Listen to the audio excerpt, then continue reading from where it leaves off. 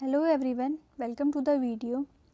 आज हम इस वीडियो में देखने वाले हैं आपकी फ़िज़िक्स का जो फर्स्ट पेपर होता है mechanics and properties of matter, उसके कुछ इंपॉर्टेंट हम यहाँ पे क्वेश्चंस देखने वाले हैं जो आपका पेपर के लिए आपके इम्पॉर्टेंट है। तो आइए स्टार्ट करते हैं। यहाँ पे आपका जो फर्स्ट क्वेश्चन है वो है state and proof Stokes theorem.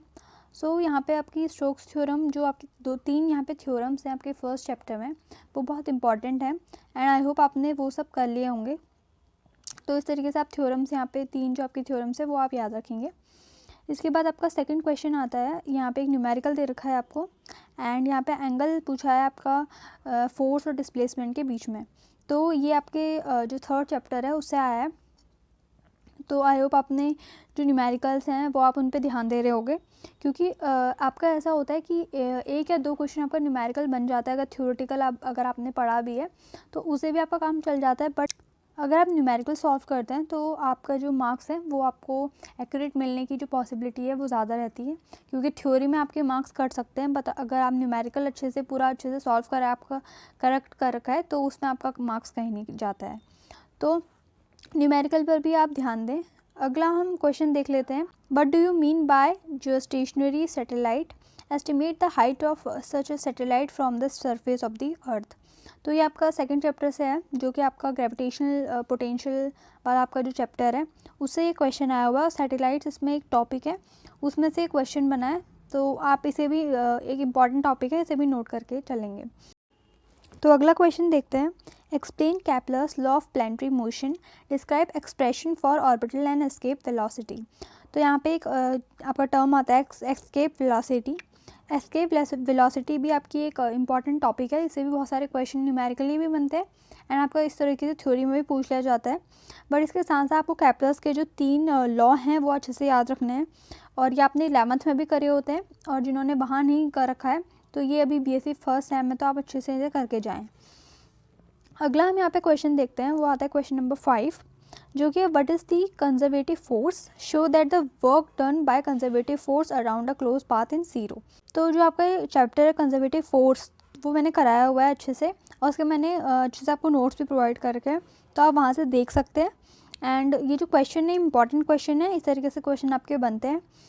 अगला क्वेश्चन हम देखते हैं, क्वेश्चन नंबर 6 है, state and explain the laws of conservation of linear momentum and angular momentum. तो ये जो लीनियर एंड एंगुलर मोमेंटम है, इनसे भी क्वेश्चन बनते हैं, और ये भी मैंने आपको कराया हुआ है, इन्हें आप अच्छे से देख लेंगे। अगला हम क्वेश्चन देख लेते हैं, क्वेश्चन नंबर 7, जो कि derive an expression for the moment of inertia of a cylinder about an axis passes through centre of gravity and perpendicular to the geometrical axis. तो ये आपका जो मोमेंट ऑफ इनर्शिया वाला चैप्टर है उससे question है, एंड ये भी बहुत इंपॉर्टेंट चैप्टर आपका है आपके एग्ज़ाम पॉइंट ऑफ व्यू से।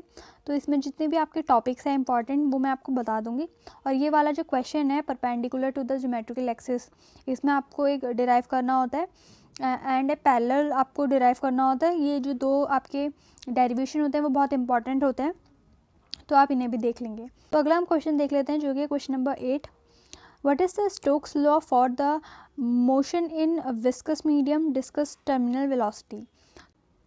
सो जो आपके इसमें लास्ट चैप्टर आता है विस्कोसिटी, उससे इंपॉर्टेंट आपका टॉपिक बन जाता है, एंड इसे भी आप देखेंगे। सो जितने भी मैंने यहाँ पे आपको क्वेश्चन बता रही हूँ, इससे आपको समझ में आ रहा होगा कौन कौन से इंपॉर्टेंट आपके टॉपिक हो सकते हैं।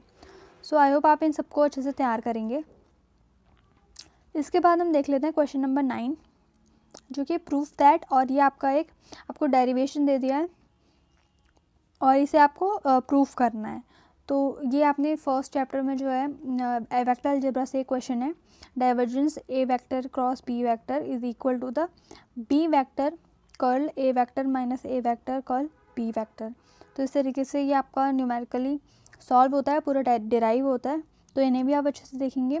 और इसी में सेकेंड आपका पार्ट है, find the gravitational potential energy and gravitational potential of a particle of mass and near the surface of the earth.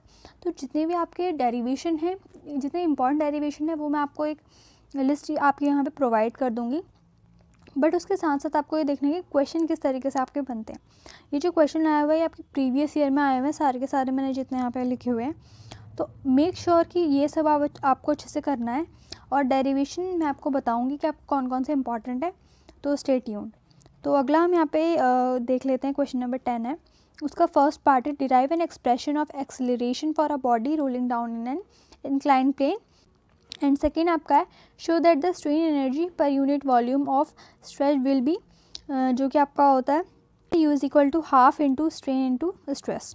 तो इस तरीके से आपका ये क्वेश्चन बनता है, जो कि आपके लास्ट चैप्टर से ही है।